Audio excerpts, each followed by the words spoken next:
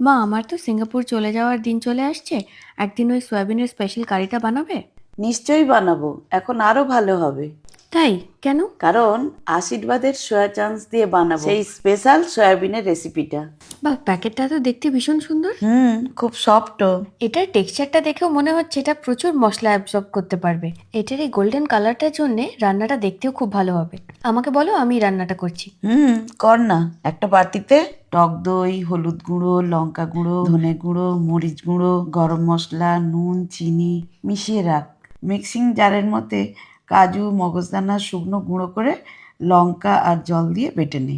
প্রথমে কড়াইয়ে একটু সাদা তেল দিয়ে সয়াবিনটা একটু নুন দিয়ে ভেজে তুলে রাখ।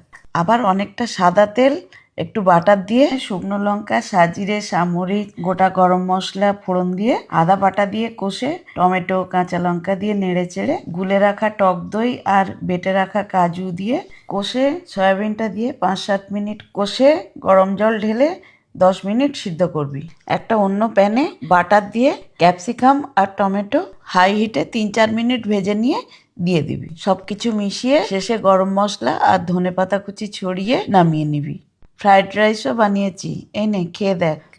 আশীর্বাদের সোয়া চাংসটা তো খুব জুসি অ্যান্ড টেস্টি। চলো কিনে আনি। আমিও এইটাই সিঙ্গাপুরে নিয়ে যাব। এই দুটোই নিয়ে যা। জুসি, জমজমাটি, সোয়া, ফাটাফাটি।